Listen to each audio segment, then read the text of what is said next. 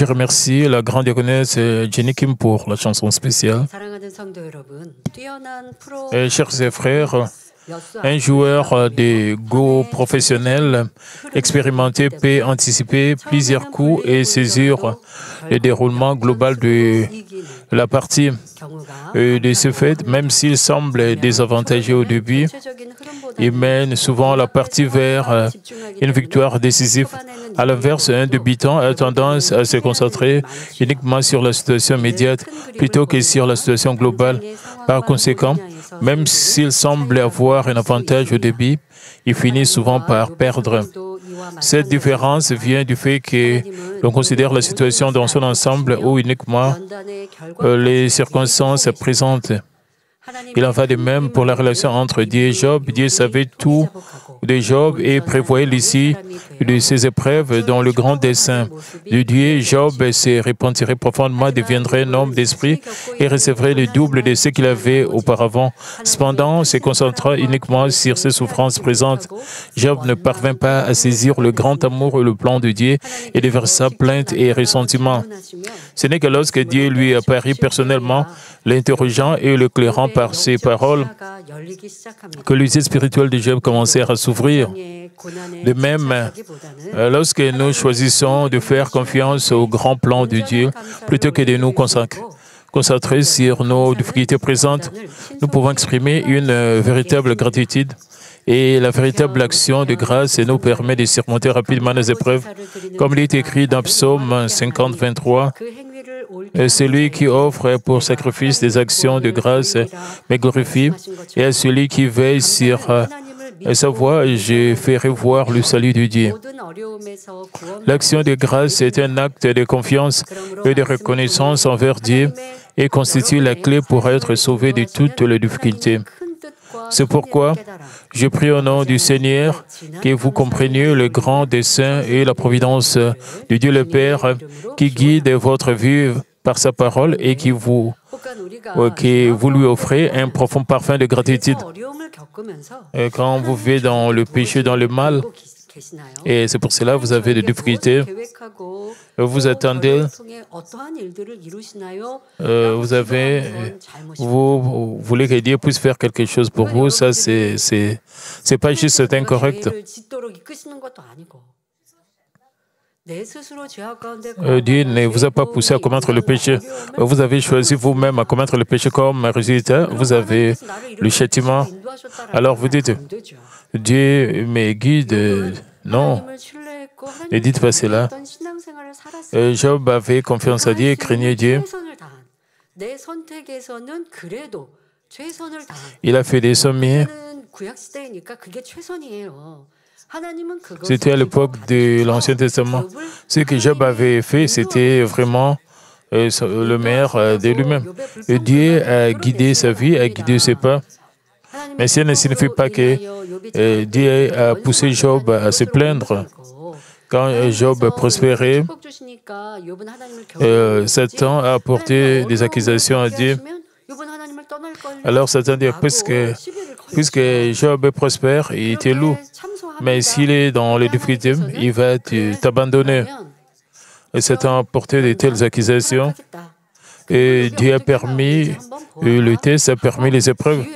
Dieu voulait voir,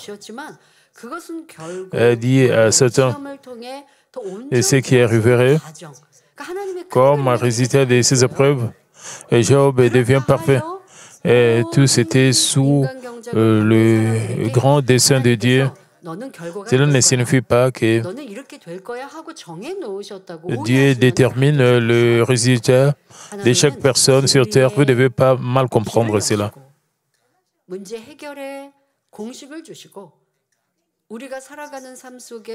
Et Dieu nous donne le principe pour résoudre nos problèmes. Et Dieu nous montre le voie pour aller au ciel. Et Dieu nous avertit aussi de ne pas emprunter le chemin menant vers l'enfer. C'est à nous de faire les choix. Pour Job, Dieu a dressé son grand dessein. 우리가 순종하고 하나님 말씀대로 힘써 살려고 한다 할지라도 Si nous devons recevoir la direction de Dieu, et comme Job, nous devons être prêts à obéir. Dieu aime ceux qui font des efforts. Même si nous avons de lacunes, des défauts, spécialement à travers la culture humaine, Dieu comprend que nous pouvons avoir des défauts, des lacunes.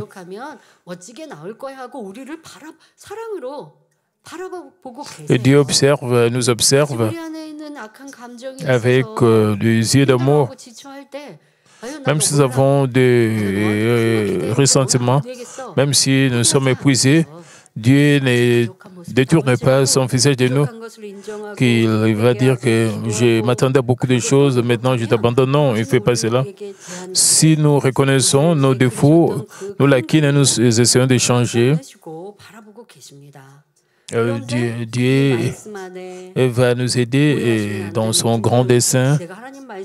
Vous ne devez pas mal comprendre ceci, même si vous ne vivez pas selon la parole de Dieu, vous vivez comme vous voulez, vous recherchez votre propre intérêt, et vous dites à Dieu, Dieu, et quel grand dessein vous avez pour moi, maintenant j'ai des difficultés, vous avez un grand plan pour moi, ça vraiment c'est un malentendu, c'est vraiment une illusion. Dieu n'a pas de grand plan pour le tel. C'est ce que Dieu veut seulement dire, vous devez abandonner la voie du péché et vivre dans la vérité. Une fois que nous empruntons le chemin de la vérité, Dieu va nous aider.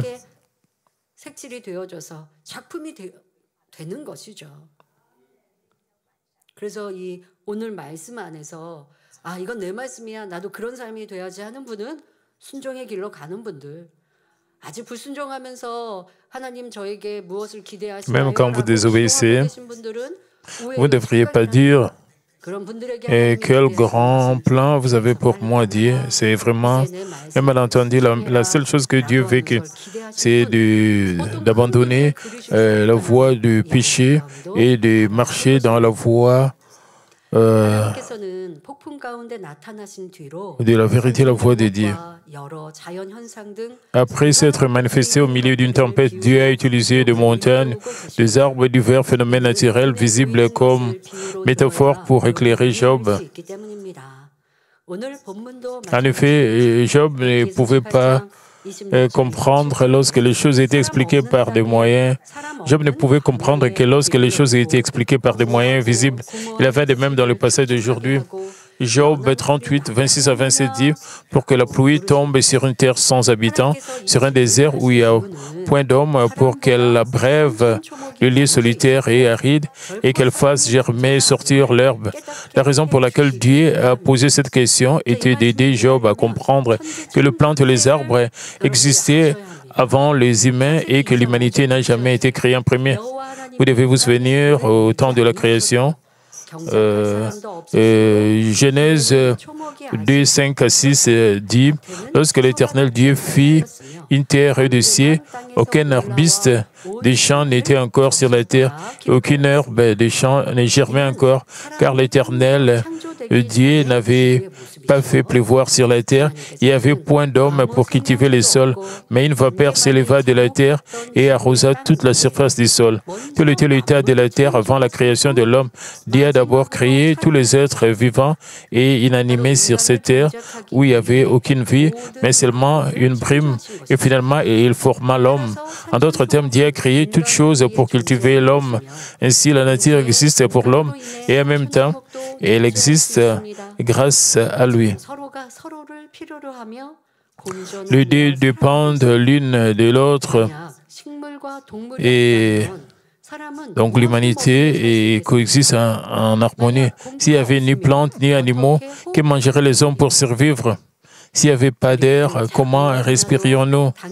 Chérir et apprécier même les plus petites choses au lieu de les considérer comme acquises nous permet d'éviter l'arrogance.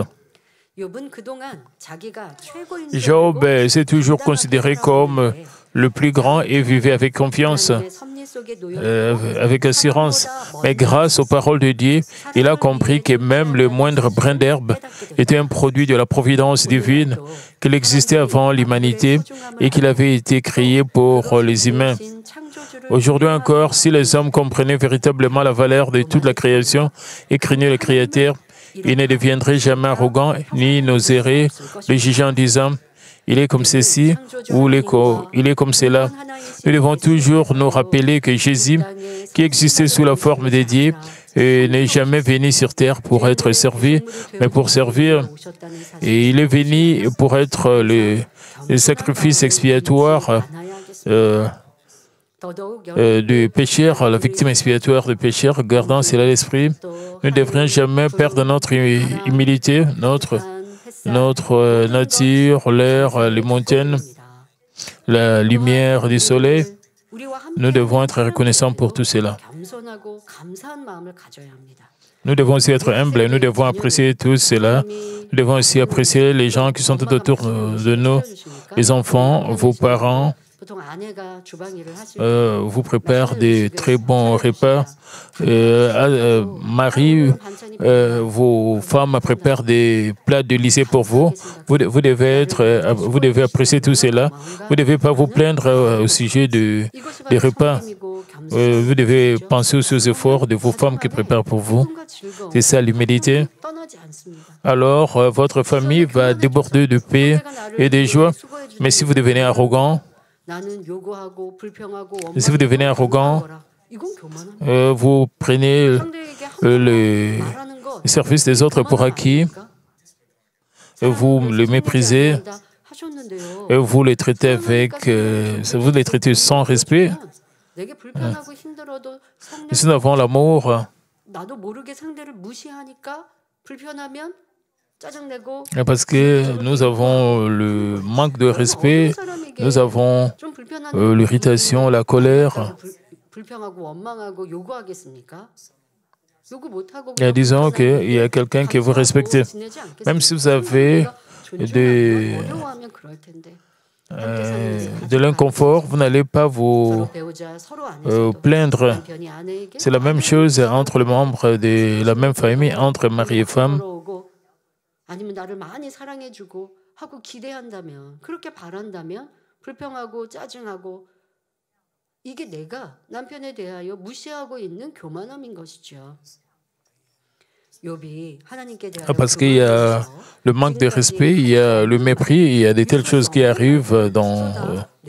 Enfin, puisque Job avait l'arrogance et a prononcé de mauvaises paroles, maintenant Job était en train de se repentir complètement. Et Dieu parle de la providence de la création pour que Job puisse réaliser combien il était stupide et insensé. Et nous avons appris que nous devons apprécier toutes ces choses autour de nous. Nous devons apprécier les gens tout autour de nous. Et nous devons les chérir. Mais si nous nous plaignons, nous montrons de l'irritation. Dieu a ensuite posé à Job des questions plutôt amusantes et drôles dans Job 38, 28 à 29. La pluie a-t-elle un père qui fait naître les gouttes de la rosée, du sein de qui il sort la glace et qui enfante le frument du ciel? Ces questions semblent un peu bizarres.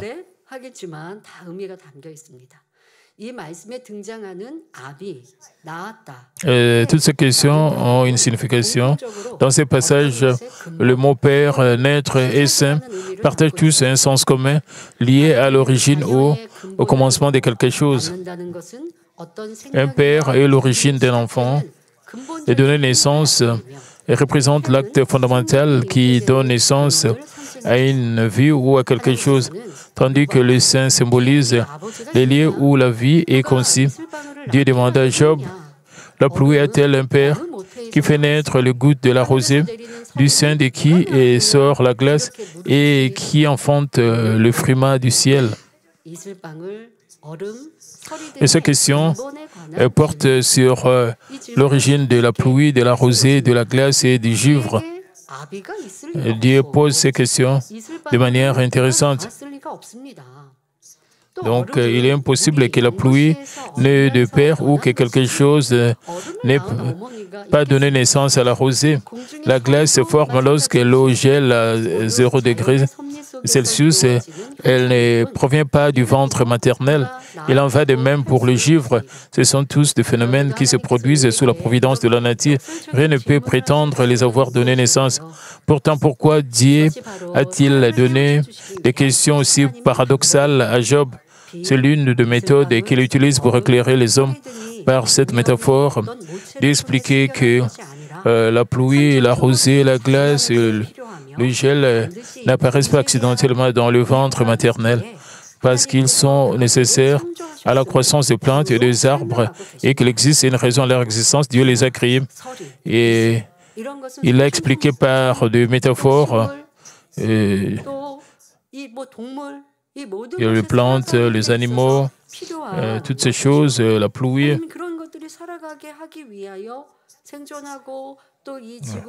Donc, Dieu fait geler l'eau quand c'est nécessaire et fondre la glace au bon moment. La rosée n'apparaît pas par hasard, mais au bon moment, selon la providence divine, elle se forme pour remplir sa fonction. Et ce n'est pas que tout cela en une mer où la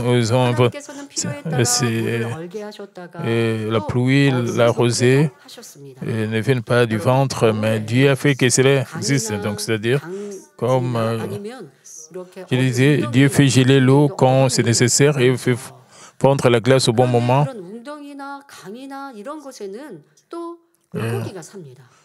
Quand vous voyez pendant l'hiver, il y a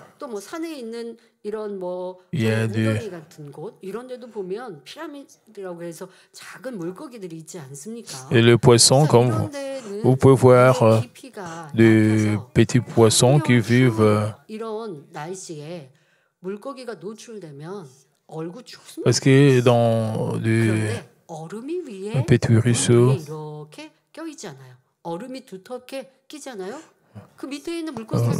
vous pouvez voir que la glace couvre la surface de l'eau, mais les poissons sous le glaçon continuent à vivre. Bien sûr. Mais ils ne bougent pas activement comme auparavant quand il n'y a pas de glace, puisque la glace couvre la rivière. Ils peuvent survivre. Combien c'est le mystérieux?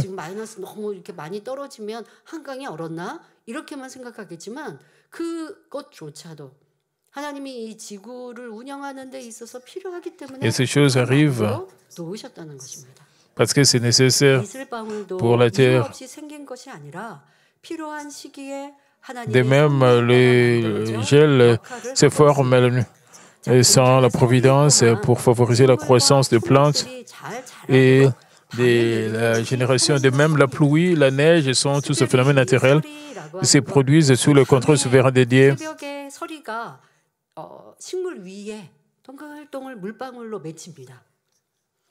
Vous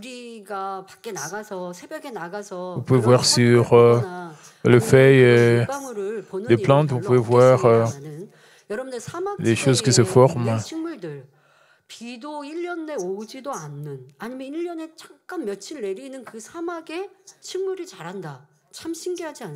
Même si la région n'a pas vraiment de pluie, les plantes continuent à vivre ce qui est mystérieux à cause, vous pouvez voir la rosée le matin.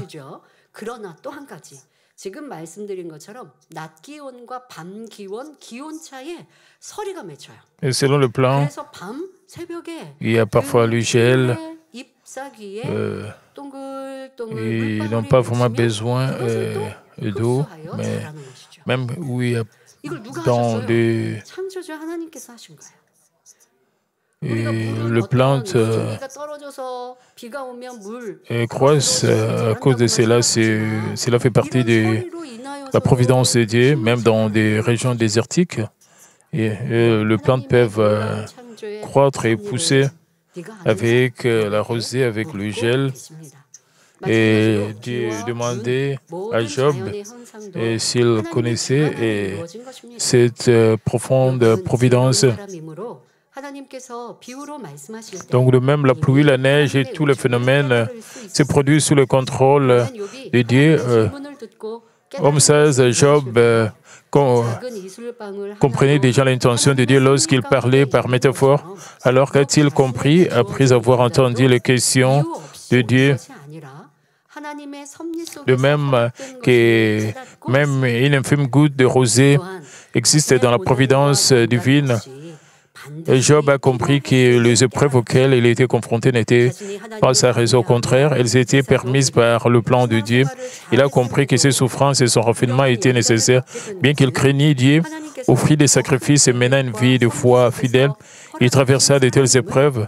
Job comprit que Dieu les avait permises par amour dans le cadre de ses grands desseins. Avant cela, quand ses amis ont prononcé beaucoup de paroles, même quand ses amis pointaient du doigt comment toutes ces choses sont arrivées, Job n'avait pas accepté. Il a refusé toutes ces paroles, mais quand Dieu est apparu, a expliqué au sujet de la rosée, au sujet du gel, au sujet de la pluie, et dans votre vie aussi.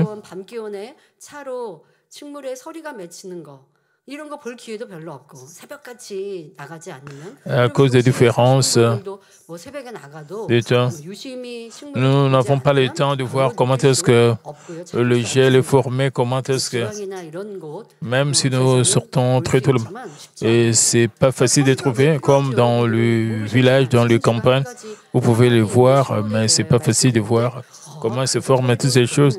Je parle seulement je parlais de plantes dans le désert. Vous pouvez réaliser et combien est nécessaire et la rosée, tous ces phénomènes naturels sont nécessaires. Quand Dieu a prononcé toutes ces choses, et Job a compris que toutes ces preuves étaient nécessaires et pouvait seulement s'humilier devant Dieu. En effet, Job a compris le grand dessein de Dieu et découvrirait le mal caché au plus profond de son cœur, l'éliminerait complètement et atteindrait la véritable sanctification, devenant ainsi un fils agréable à Dieu. Chers frères et sœurs, vous devez aussi réaliser le grand plan de Dieu quand vous passez par des épreuves. Vous devez penser, qu'est-ce que Dieu attend de vous? Qu'est-ce que Dieu veut que vous puissiez changer à travers les épreuves? Quel genre de fruits Dieu veut vraiment récolter à travers ces épreuves? Et selon votre foi, vous pouvez avoir votre propre éveil. Sans cela, vous vous sentez frustré et vous jugez, condamnez les autres. Et vous vous sentez fatigué, puis vous vous menez une vie chrétienne froide, parfois chaude. Une fois que vous réalisez son grand plan, vous devez trouver ce que Dieu veut que vous puissiez avoir, ce que Dieu désire que vous puissiez changer dans votre vie. Et si vous n'avez pas encore trouvé cela, vous devez demander à Dieu pour que vous puissiez réaliser ce que vous devez faire. Les épreuves que nous avons ne viennent pas par hasard. Dieu veut que nous puissions trouver quelque chose, que nous puissions changer quelque chose. Vous devez demander un éveil, alors vous allez recevoir la voix du Saint-Esprit. Et vous allez réaliser la volonté de Dieu. Sinon, vous allez mener une vie chrétienne difficile, tandis que les autres vivent dans la plénitude, dans la joie. Et avec l'éveil, vous ne pouvez pas être comme les autres. Pour moi, quand j'examine ma vie chrétienne, au milieu de ma vingtaine, j'ai commencé comme leader de louanges.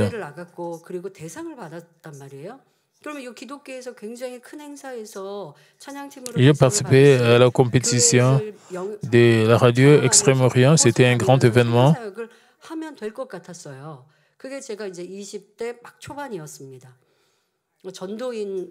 Et c'était au début de ma vingtaine.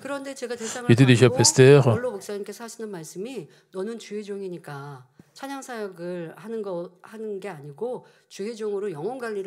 Même si j'ai gagné le Grand Prix lors de la compétition du chant, le berger m'a dit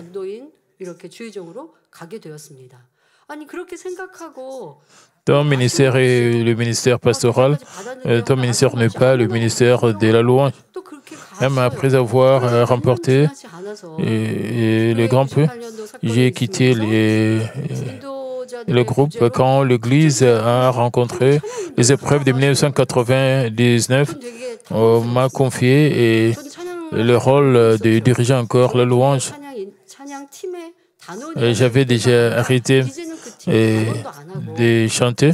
Je n'étais même pas membre de l'équipe de louange. J'avais déjà quitté cela il y a longtemps. Je ne dirigeais plus de louange à cette époque-là. Et j'ai exercé mon ministère pastoral. Il n'avait rien à voir avec le comité de performance artistique, avec l'équipe de louange, mais soudain, on m'a donné la mission de diriger la louange et devenir leader de louange. J'ai dit Amen et j'ai servi comme leader de louange. Et je l'ai fait 1 semaine, 2 semaines, 3 semaines. Parce qu'il n'y avait pas de leader de louange. On m'a donné ce travail. Mais au fond de ma pensée, le berger m'a dit mon ministère n'est pas le ministère de la louange, mais c'est le ministère pastoral. J'ai demandé au berger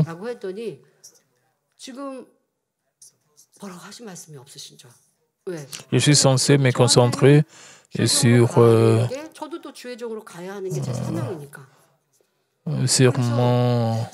mon ministère pastoral.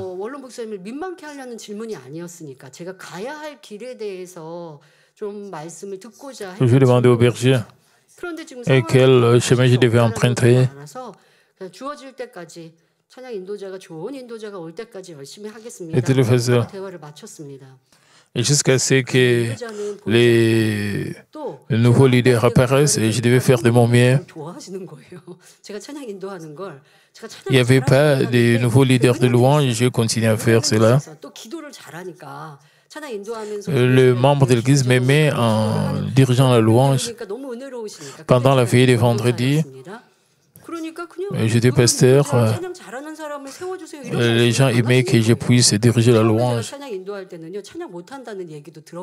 Au début, quand j'ai dirigé la louange, les gens m'ont dit que je ne chantais pas bien. Mais avec le passage des temps, les gens ont commencé à m'aimer et ils ont commencé à aimer mes chants, les louanges. Il n'y avait pas un autre leader de louange. Il devait aussi suivre le berger dans ses croisades d'outre-mer. Alors j'ai pensé,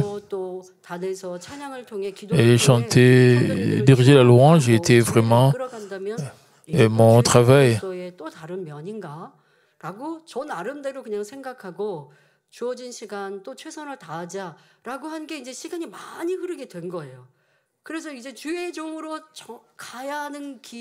Il y a beaucoup de temps passé avec pendant 10 ans, j'ai dirigé la louange. Après 10 ans, la situation a aussi changé. Je devais arrêter de diriger la louange. Je devais me concentrer sur mon ministère pastoral. J'ai dit Amen 제가 그만큼 성장해서 이제 교육자 회장이 되고 이런 상황이었고 수요예배 설교는 월에 한 번씩 하고 있고 이렇게 하는 상황이고 목사 안수도 받고 j'étais déjà devenu président de la pastorale du Manmin, présidente du pasteur de Manmin. Je pensais qu'est-ce que Dieu voulait que je puisse faire. Je voulais devenir très bon,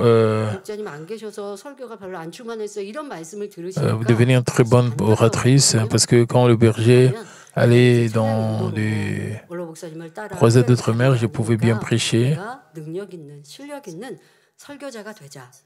Et c'est pour ça que j'ai décidé de devenir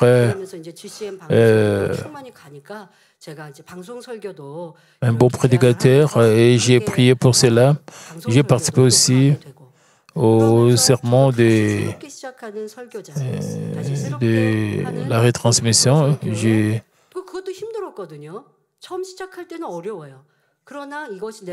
C'était pas facile au début. J'ai pensé que c'était... J'ai fait de mon mieux pour devenir une bonne oratrice, pour bien prêcher.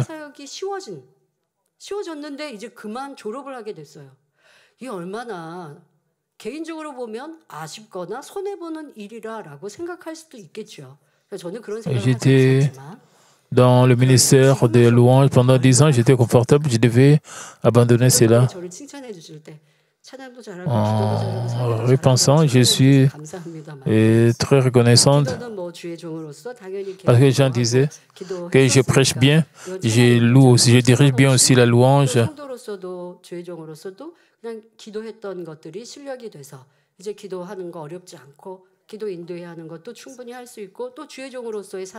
pour le moment, je n'ai pas de problème. Et au sujet du prêcher, ce n'était pas facile au début. Même si je disais Amen, Amen. Quand Madame Libongnim a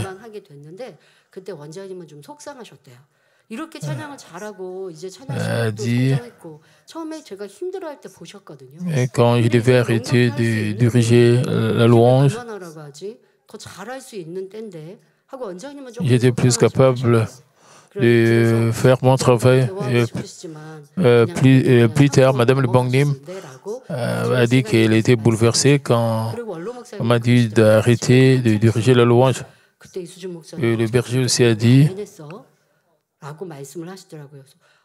당연히 가라고 하시고 하라고 하시면 하고 하지 말라면 안 하고 하는 거 그렇게 원로 목사님이 말씀하시고 그런 삶을 사셔서 저도 당연하게 그렇게 왔는데요. 그랬더니 le berger m'a dit d'arrêter. J'ai obéi. 자기가 잘할 수 있는 걸 하고 싶고 그만하다라고 하면 속상해하고 서운해하고 힘들어하고 못하는 거 하라고. Nous voyons ces gens qui veulent seulement faire ce qu'ils veulent faire. Il y a beaucoup de gens pour faire cela.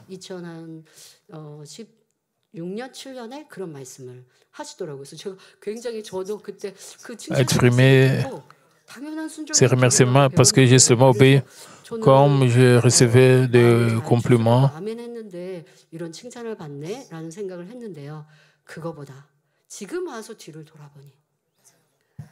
Et en pensant à ce moment-là, en repensant à tout cela,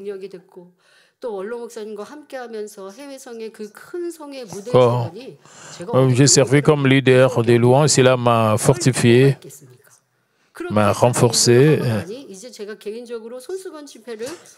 parce que j'ai dirigé la louange pendant des grandes croisades. Je n'avais pas peur de me tenir sur ces grands podiums. Plus tard, quand je suis devenue aussi prédicatrice, je devais diriger des croisades avec le mouchoir sans toutes ces expériences, comment je pouvais tenir toutes ces réunions avec le mouchoir à l'étranger sans passer par les croisades d'outre-mer avec le berger.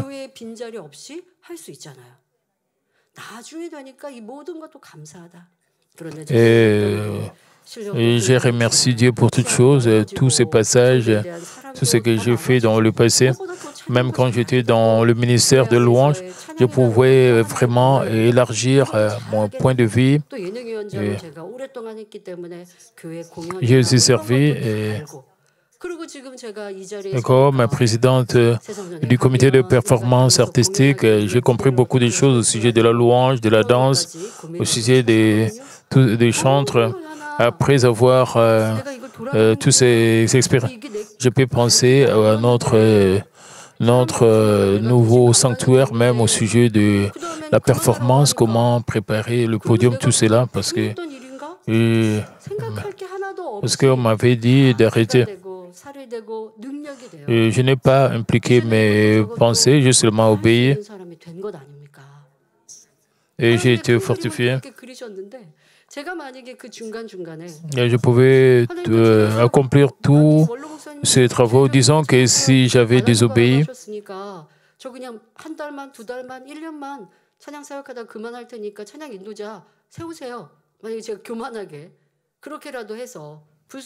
et si je n'avais pas obéi par arrogance et que j'avais désobéi, alors je ne serais pas capable d'être utilisé et je n'allais pas aussi m'améliorer. Même si je ne connaissais pas la volonté de Dieu, j'ai seulement obéi. En repensant à tout cela, j'étais dans le grand plan de Dieu, mais le problème est que même si Dieu a un grand plan pour nous, si vous n'obéissez pas,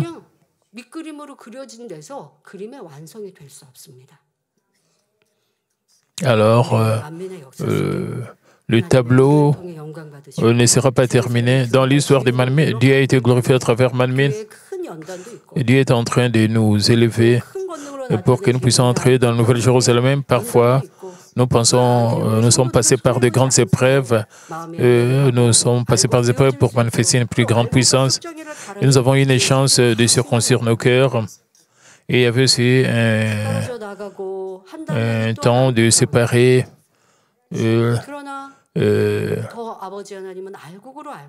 les bons grains la paille. Dieu, le Père, est en train de nous changer pour que nous puissions devenir des bons grains. Cette église Manmin, pas seulement au sujet des églises branches ici en Corée, mais même en dehors de la Corée, nous ne devons pas demeurer comme une église, mais nous devons devenir une église. Nos membres doivent être de bons grains. Vous ne devez pas rester juste comme une église physique. Le Seigneur dit, est-ce que quand je reviendrai, est-ce que je trouverai la foi, parce que les bons grains seront séparés de la paille, juste parce que vous fréquentez l'église, cela ne signifie pas que vous êtes sauvés. Vous ne devez pas devenir une telle église, nos églises branches.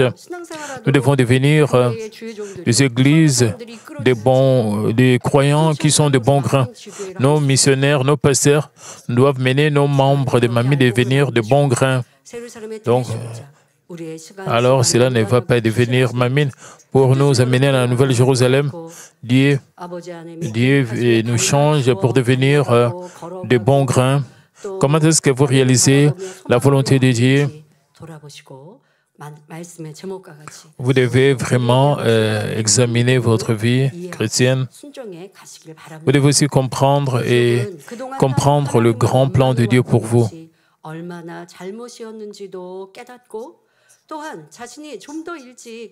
Donc, il réalisait également l'erreur qu'il avait commise en voulant Dieu. De plus, il regretta que s'il avait compris la providence divine plus tôt, ses épreuves auraient pris fin plus rapidement. Il restait ainsi sans voix devant Dieu. À mesure qu'il approfondissait sa compréhension, ses problèmes commencèrent à se résoudre, frères et sœurs. Les paroles de Dieu, à partir de Job 38, Verset 1 sont remplis de questions destinées à réveiller Job dans son ignorance. Dieu commençant par lui demander que sais-tu pour parler avec tant d'audace, le faisant prendre conscience de son manque de compréhension. Cependant, à partir du verset 28, Dieu commença à réconforter Job en lui expliquant sa puissance et sa providence. C'est une leçon pour nous aussi, surtout dans nos relations avec nos enfants. Lorsque nous les corrigeons, nous devons d'abord les aider à comprendre en leur expliquant ce qui n'allait pas plutôt que de simplement réagir émotionnellement. Vous devez guider vos enfants pour qu'ils puissent réaliser leurs erreurs en expliquant les choses. Même si vous donnez une punition, vous devez les aider à comprendre leurs erreurs. Et lorsqu'ils reconnaissent leurs fautes, nous devons les réconforter rapidement et les apaiser.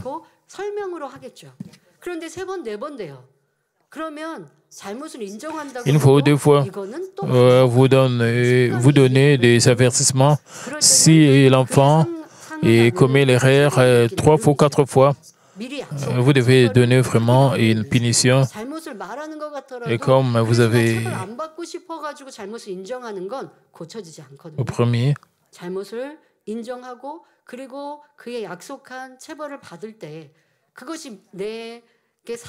ils doivent reconnaître leurs fautes. Une fois qu'ils sont punis, ils vont se souvenir de la douleur de la punition. Ils vont garder leur cœur. Parfois, le parent peut réduire le montant de l'argent de poche. Parents-enfants peuvent se faire une promesse. Si l'enfant commet encore la même erreur, il y a peut-être il y aura des conséquences, quelque chose comme ça.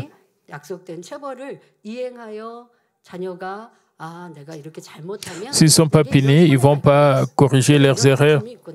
Ils doivent réaliser quel genre de résultats ils vont affronter une fois qu'ils brisent leurs promesses ou commettent des fautes.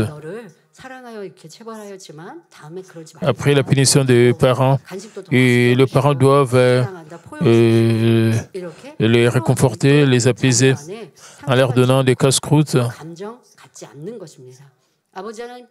pour que les enfants ne soient pas blessés.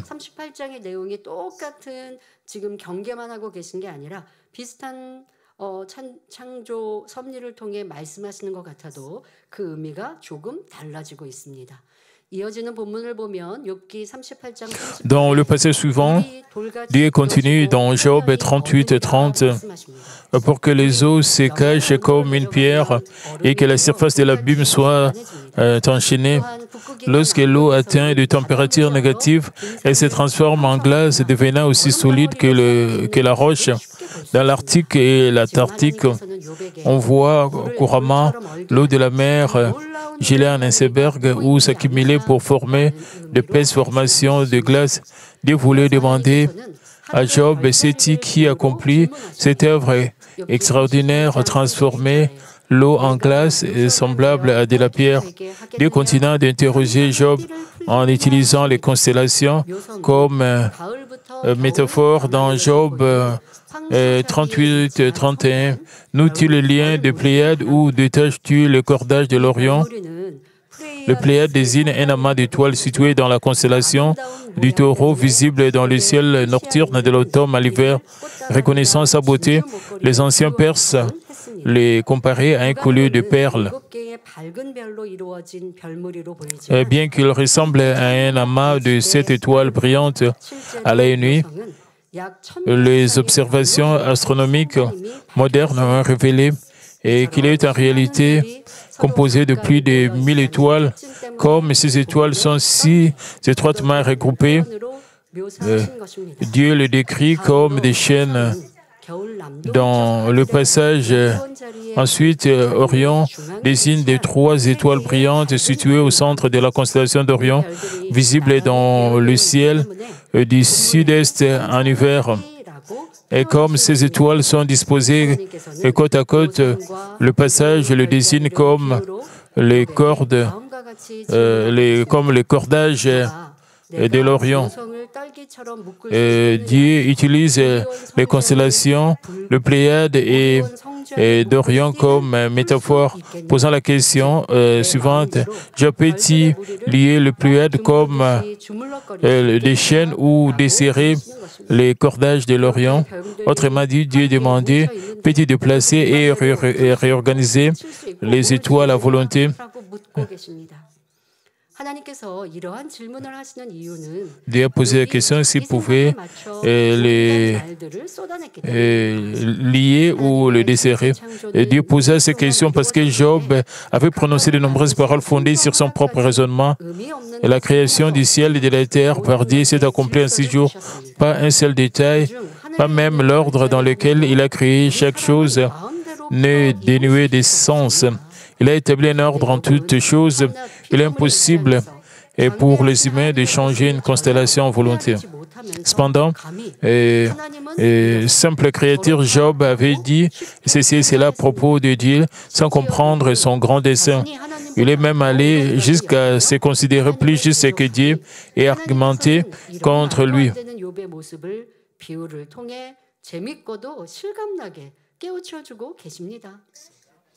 Dieu utilisait donc les métaphores vivantes et humoristiques pour aider Job à comprendre l'absurdité de son attitude. Précédemment, Dieu avait mentionné que la formation du vent et de la rosée, ainsi que le gel et la fonte de l'eau, étaient tous sa providence. Puis, il a utilisé la métaphore des constellations dans le ciel. Imaginez la crainte et le tremblement de Job en entendant ces mots. Il y a une différence entre utiliser des phénomènes terrestres et utiliser les puissances célestes comme métaphore. Par exemple, lorsque Dieu dit « Je prends plaisir en toi » ou « Tu ne me plais pas », la façon dont une personne accepte cette parole dépend de son amour et de sa confiance en lui. Une personne dont la foi est faible et qui n'a pas une relation étroite avec Dieu n'aurait pas beaucoup de crainte ni de tremblement, même si Dieu disait « Tu ne me plais pas ». Il pourrait simplement penser « Oh, Dieu n'est pas content de moi » sans prendre cela au sérieux. Mais si un croyant profondément croyant aimant Dieu l'entend dire « Je ne suis pas content de toi », il ressentirait une grande crainte et tremblerait. En effet, plus on connaît Dieu et comprend sa sainteté, sa bonté, plus on comprend qu'il faut vivre dans la lumière. Job aimait et craignait Dieu. Aussi, lorsque son arrogance et sa méchanceté furent révélées devant la grande puissance et la majesté de Dieu, il ne put s'empêcher de trembler. Auparavant, Dieu avait surtout éveillé Job à son ignorance et à ses défauts. Mais maintenant, ces paroles révèlent clairement ses fautes et ses péchés.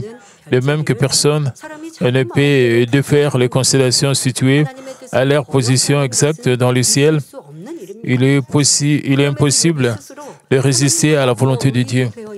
Et pourtant, Job se considérait plus juste que Dieu, et Dieu lui faisait prendre conscience de son arrogance à ce stade. Et Job prit pleinement conscience de son erreur d'avoir argumenté sans jamais reconnaître sa place devant Dieu. Frères et sœurs, nous devons également nous demander si nous avons mal compris Dieu ou si nous sommes tombés dans la même erreur que Job en nous accrochant à notre propre justice et à nos propres principes. Nous devons nous repentir profondément et veiller à ce qu'une telle erreur ne se produise plus. Dieu continua d'interroger Job au sujet des constellations célestes. Dans Job 38 et 32, fais-tu paraître en leur temps le signe du zodiaque et conduis-tu la grande ours avec ses petits? Les constellations désignent les 12 signes du zodiaque qui sont les formations stellaires le plus importantes apparaissant à différentes saisons. Il s'agit du bélier, du taureau, des gémeaux, du cancer, du lion, de la vierge, de la balance, du scorpion, du sagittaire, du capricorne, du verseau et du poisson. Bien sûr, ces 12 constellations ont été créées par Dieu et les humains leur ont donné leurs noms respectifs. La Terre tourne sur elle-même une fois par jour, soit une fois autour, une fois par an autour du Soleil. En tournant autour du Soleil, elle engendre les 4 saisons et qui détermine à leur tour les 12 mois. La position des étoiles varie selon la saison. Certaines étoiles semblent fixes dans le ciel, tandis que la position des constellations change avec les saisons. Par exemple, les constellations visibles en été disparaissent en hiver et celles visibles en hiver disparaissent en été. Ceci réside de la rotation de la Terre autour du Soleil. Comme la Terre tourne autour du Soleil, différentes constellations apparaissent dans le ciel nocturne à chaque fois et ces constellations saisonnières sont ce que nous appelons les 12 constellations.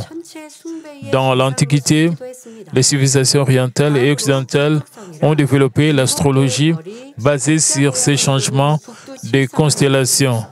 Et le peuple les considérait même comme des objets de culte. Ensuite, la grande ours fait référence à la grande ours, une formation de cette étoile ressemblant à une louche. Et c'est Dieu, le Créateur, qui a créé les innombrables étoiles du ciel, les a fait se mouvoir dans un ordre précis. En tant que Créateur, qui a établi l'ordre des cieux, il a demandé Job fait-il paraître en l'air tant les signes du zodiaque et conduit-il la grande ours avec ses petits? Cette question demandait essentiellement si Job pouvait déplacer les étoiles du Capricorne en janvier, du Verseau en février et du Poisson en mars, afin qu'elles deviennent visibles. Bien sûr, Job n'avait pas de réponse à cette question. Il était absolument incapable de déplacer ces constellations. Même s'il avait pu, l'univers entier aurait sombré dans le chaos.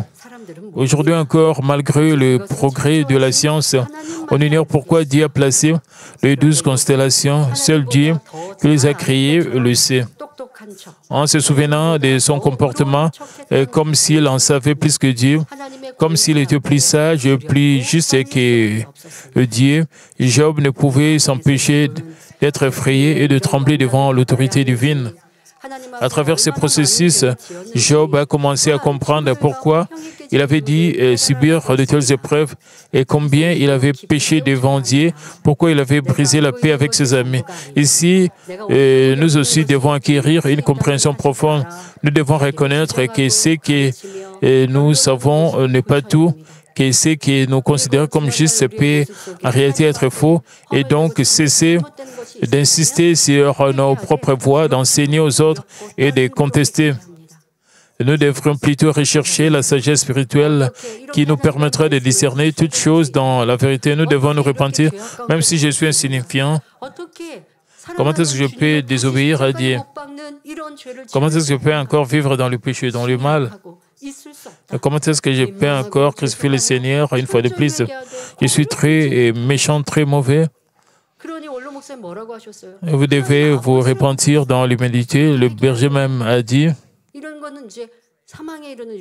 quand vous vous repentez comme cela, vous ne pouvez même pas appeler Dieu Père, et spécialement ceux qui ont commis le péché maintenant à la mort. Vous ne pouvez même pas appeler Dieu Père. Vous devez prier dans l'humilité. Vous devez prier vraiment profondément, au fond de votre cœur. Et Job avait une telle attitude.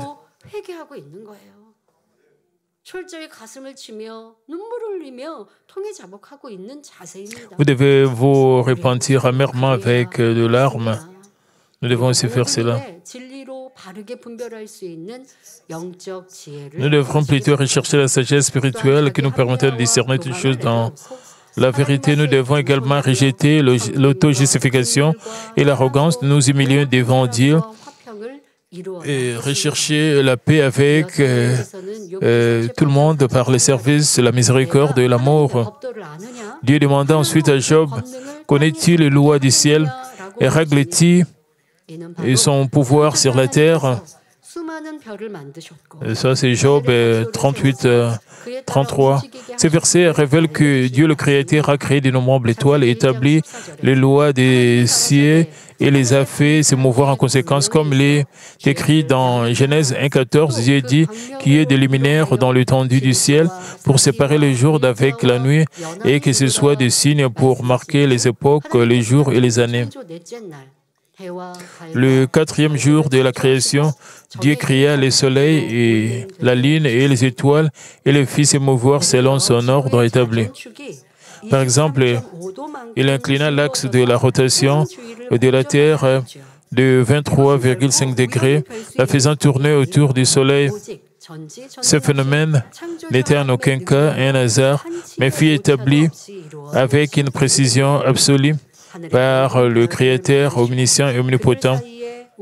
Et seul Dieu, le Créateur, l'a rendu possible, lui qui a créé toutes les étoiles et a établi l'ordre et les lois régissant leur mouvement. Lorsque Dieu étendit l'univers, il plaça et arrangea tout, y compris le soleil, la lune et les étoiles, dans les positions les plus appropriées. Peu importe la connaissance et la sagesse acquises par les humains, ils ne peuvent créer ne serait-ce qu'une seule étoile, ni la déplacer à volonté. Malgré leur faiblesse et leur insignifiance, beaucoup ne cherchent ni ne craignent Dieu. Au contraire, ils s'opposent à lui.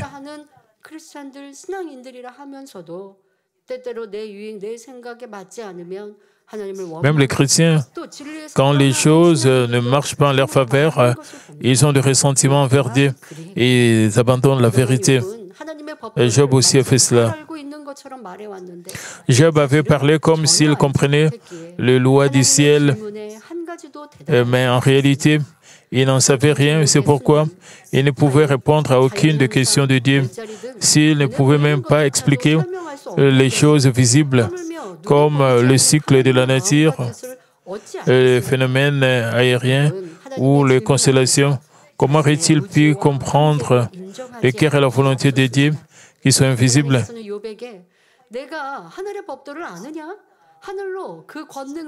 Dieu a demandé à Job, est-ce que tu connais les lois du ciel? Règles-tu son pouvoir sur la terre?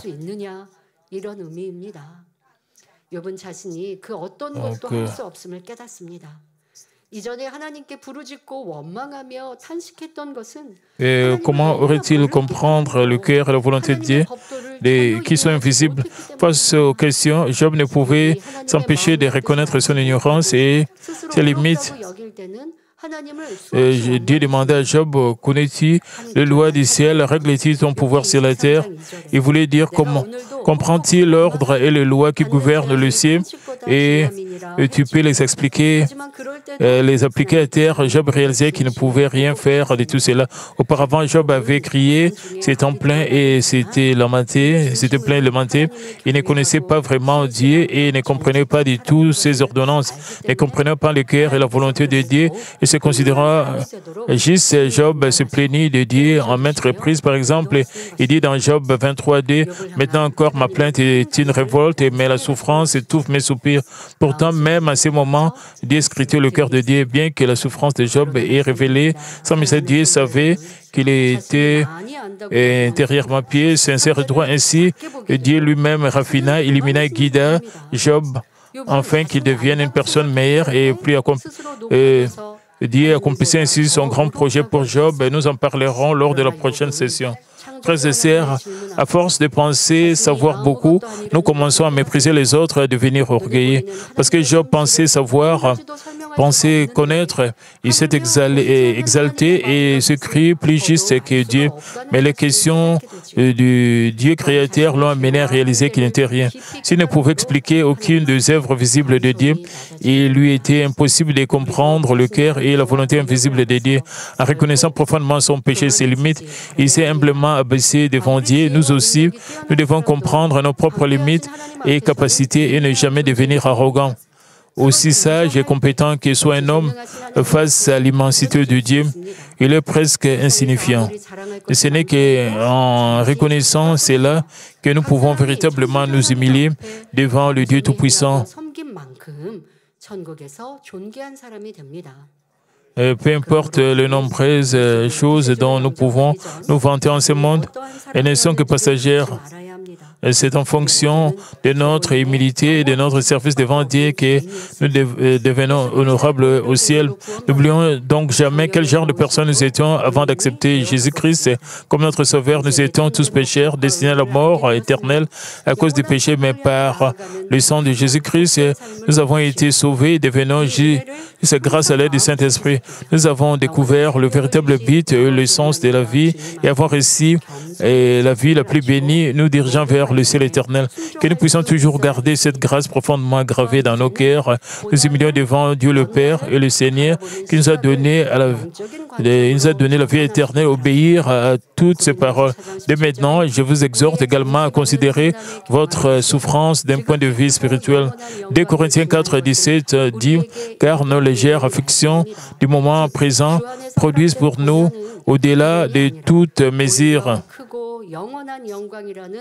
en d'autres termes, la souffrance permise par le Seigneur n'est pas un malheur, mais sert plutôt de base à l'accomplissement du grand plan divin de gloire éternelle. Ainsi même, lorsque nous rencontrons des difficultés ou des souffrances dans notre cheminement de foi, n'ayons pas peur. Au contraire, contemplons avec foi la grande image de bénédiction que Dieu dévoile pour nous et que nous puissions surmonter cette épreuve avec joie et reconnaissance. Ce faisant, Romains 8, 18 déclare « J'estime que les souffrances du temps présent ne sauraient être comparées à la gloire à venir qui sera révélée pour nous. » Que cette parole de bénédiction porte pleinement de fruits dans vos vies, au nom du Seigneur.